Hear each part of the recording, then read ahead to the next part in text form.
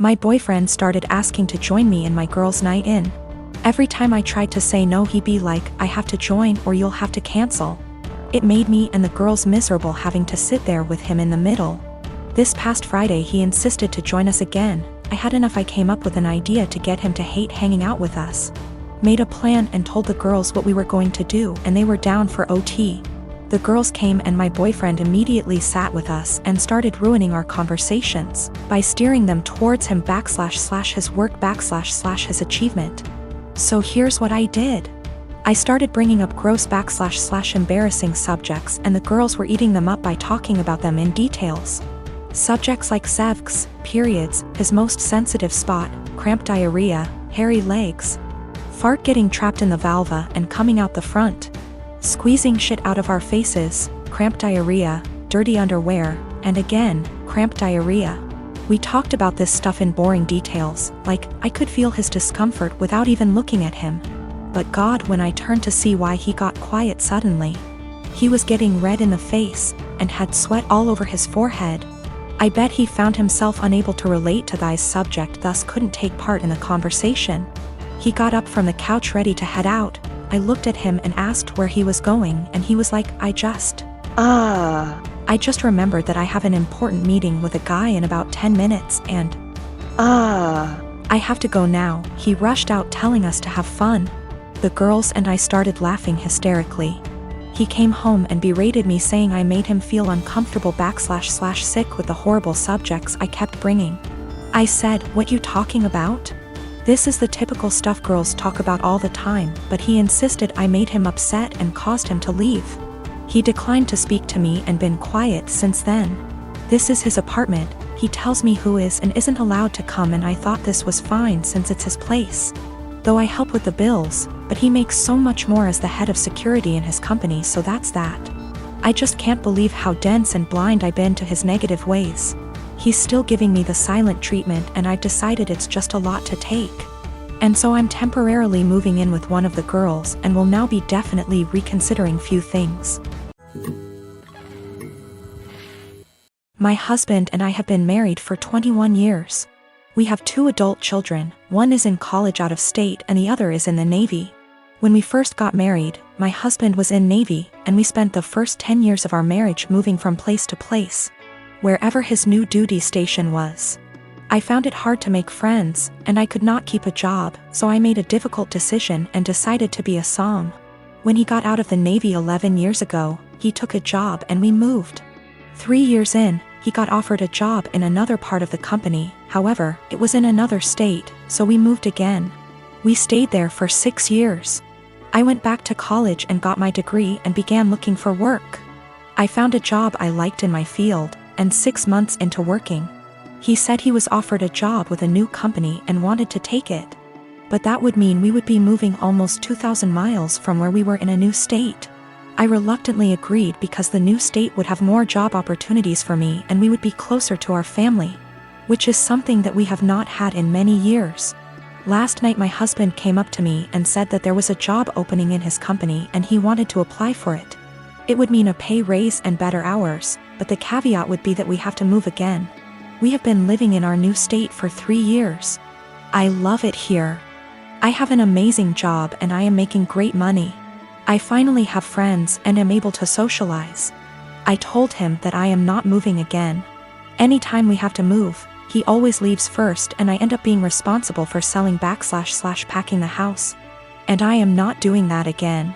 Our son's college is only 2 hours from here. We can see him twice a month. If we move, that means we would have at least a day's drive and would only be able to do that once or twice a year. Now my husband is upset with me and guilt-tripping me because he claims I do not support him. I told him that was BS because I spent most of my life moving from place to support his career. He told me that I am selfish and he is just trying to provide for us. I told him that we are more than comfortable where we are now, and that if he truly wants to take the job, he will be going alone. My husband and I have been together since I was 15 and he was 17. He joined the Navy right after graduation from high school when he was 18 and I was 16, but had to wait 2 years before we could marry. He works for a company that has plants in 15 states.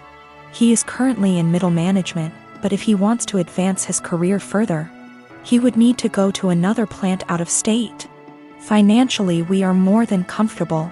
We do not need any more money. My son plans to stay in the place he is after college. We have a great relationship with him, and he comes home 1 time a month and we see him 1 time a month. My other son comes home on leave whenever he can and stays with us. We are very close to both of the boys. I talked to my husband again tonight and told him quite firmly that moving again was not an option for me. The area he wants to move has very little jobs in my field and specialty in that area, and I would need to commute more than an hour one way for a job versus the 20 minutes I have here. We are sandwiched between 2 major cities, and if we move we would be an hour from the most major city. I would also have to take a massive pay cut and work a menial job to build a new network to find employment in my field. My husband is disappointed in me for not wanting to leave. He left to stay with a friend because he needs to think. He doesn't understand why I would force him to turn down an opportunity to advance his career further. I told him to take all the time he needs, but I am not moving again. I said I would revisit the possibility when I am ready for retirement in 15 years, but no sooner. My wife and I have been together for 5 years, married for 3, and have no children. For our first few years together, she was a full-time attorney working 50 to 60 hours per week. At that time, her income was approximately 40% higher than mine. The income disparity did not bother me at all. I mean, who doesn't like more money? But neither of us was happy about the amount of hours she had to spend at work. When we met, she was already pretty burnt out and unhappy with the stressful job. I tried my best to be supportive and encourage her to look for other jobs that would be less stressful. She was open to it, but knew it would be a big pay cut. She said she would rather stick it out for a while longer so we could pay off her student loans and save money for a new house. Once the loans were gone and we had moved into our new home, she found a part-time /15HRS//WK job working from home doing something more in line with her interests. Her stress level went way down, and so did her income. She still makes very good money, but her income is about 1/3 of her previous job. This is absolutely not a problem financially. My income has steadily increased and she's still bringing in plenty. We are doing great and have no money problems. I have no regrets about any of it. The thing is, every once in a while, she'll mention that she feels sad that she doesn't contribute because her income is so much lower than mine. I tell her this is absolutely not true. Not only does she still have great income, but she contributes in so many other ways.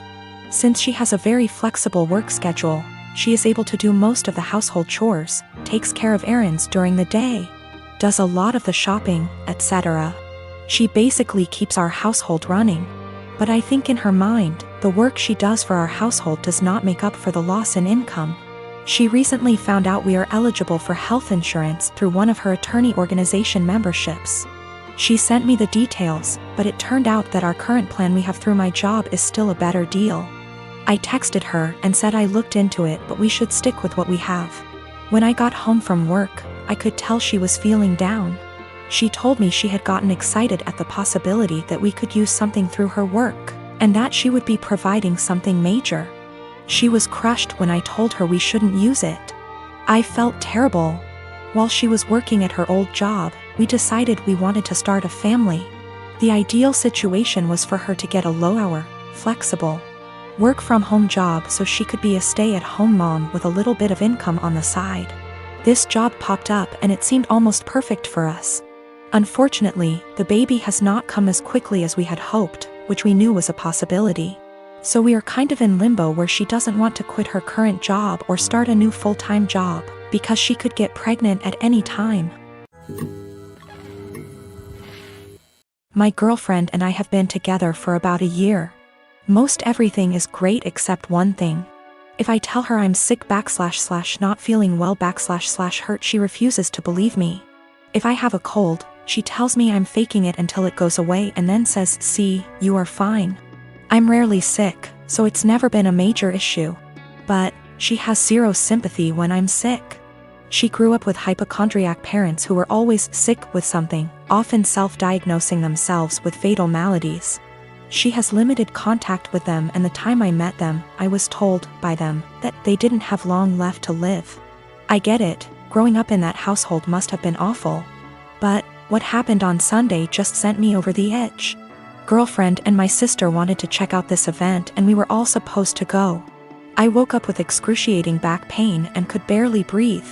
Girlfriend got so mad at me for ruining this that she wouldn't speak to me. As she was about to leave, I asked her not to leave because I thought something was wrong. She said no and left. I threw up in my bed and eventually called my parents. I was too embarrassed to call 911. And my mother and brother hauled me to the hospital. I was whisked back, and after 20 minutes I was diagnosed with kidney stones, fentanyl and gravel, and I had a CT scan and then went for a procedure to bust the kidney stones. 5 hours later and I was laying on my parents' sofa in a haze. I have never, and hope to never, feel pain like that again in my life. I was sure I was going to die. The attending in the told me it's worse than childbirth and that they've had it before, too. I didn't text my girlfriend throughout because I really didn't have the strength or foresight. I was drugged up and uncomfortable. My sister found out that I had been in the emergency room, and soon after my girlfriend called me. She was pissed off I didn't call her. Then I reminded her that I begged her not to leave as I thought something was wrong. She got quiet and eked out an apology. I got furious and said something rather nasty things, unsavory things. In fairness, I was on dope, still sore, peeing blood, and felt like someone had punched me in the gut. Standing was incredibly painful. I needed to take 2 days off of work and school. I rested in bed, and the only thing you can think is the person who should have been there didn't even believe me. She's texted me this week a formal apology and wants one in return for saying nasty things to her. I've been avoiding her texts / calls. I felt like shit this week and picked something up in the so I laid low, took a few days off work and relaxed. She wants to meet tonight and talk about everything, but I'm still so mad I don't know if I should hold off seeing her. Is this as big a transgression as I feel like it is? Am I blowing this out of proportion because I felt so shitty? I just am so annoyed and angry. Girlfriend didn't believe me something was wrong, and I wound up in the with kidney stones and needed a procedure. She was mad that I didn't call her. I was too doped up, and then when I blew up at her she felt bad. I'm still mad at her.